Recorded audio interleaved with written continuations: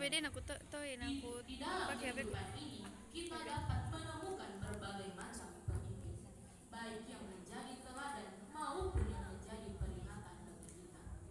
Seorang pemimpin memiliki sifat adil, jujur, amanah, dan penuh kasih Hintyo baru. sayang terhadap rakyatnya. Ya, Mateo pada. Sebagaimana yang difirmankan oleh Allah Subhanahu wa taala dalam Quran surah An-Nisa ayat 58. A'udzu billahi minasyaitonir rajim. Bismillahirrahmanirrahim. Ini ibunya. Innallaha ya'murukum an tu'addul amanati ila ahliha wa idza hakamtum bainan nasi tahkumu bil 'adl. Yang artinya, sesungguhnya Allah menyuruh kamu menyampaikan amanat kepada yang berhak menerimanya dan menyuruh kamu apabila menetapkan hukum di antara manusia supaya kamu menetapkannya dengan adil. Seorang pemimpin yang baik akan selalu berusaha untuk memenuhi hak-hak rakyatnya, berperilaku adil tanpa membedakan status sosial, serta senantiasa berpegang pada kebenaran.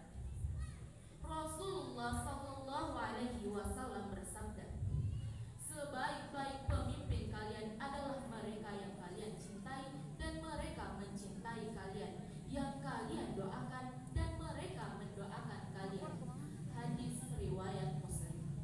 Sebaliknya, pemimpin yang buruk adalah mereka yang zalim, korup, egois, dan menindas rakyatnya demi kepentingan pribadinya.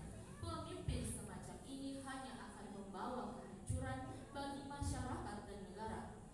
Mereka bukan hanya mengabaikan amanah, tetapi juga menciptakan ketidakadilan yang akhirnya melahirkan penderitaan. Mereka juga kerap menggunakan jabatan sebagai alat untuk memperkaya diri sendiri, bukan untuk kepentingan rakyatnya. Sejarah telah mencatat bagaimana pemimpin yang buruk akhirnya ditolak oleh rakyatnya dan dihancurkan oleh keadilan Allah Subhanahu wa taala. Lihatlah para pemimpin yang hanya mementingkan hawa nafsunya, mereka berakhir dengan kehinaan. Oleh karena itu sangat penting bagi kita untuk menilai dan memilih pemimpin yang memiliki integritas yang tinggi, bukan yang hanya pandai berbicara, tetapi juga memiliki hati yang tulus untuk melayani rakyatnya. Untuk menjadi pemimpin yang baik, ada beberapa langkah yang dapat kita lakukan.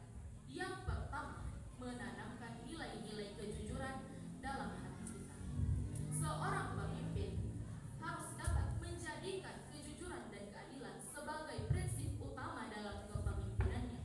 Yang kedua, bersikap amanah, yaitu dengan menjalankan tugasnya sebagai seorang pemimpin dengan penuh rasa tanggung jawab. Dan yang ketiga, melayani rakyatnya dan mendengarkannya.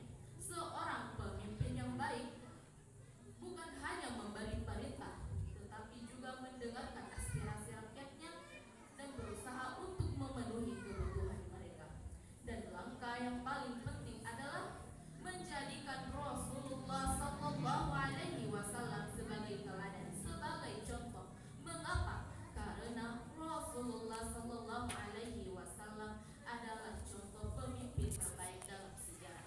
Dengan meneladani akhlak beliau, insya Allah jika dilakukan dengan baik dan benar, maka seorang pemimpin akan dapat menjalankan kepemimpinannya dengan baik. Hadirin jamaah taruh yang dirahmati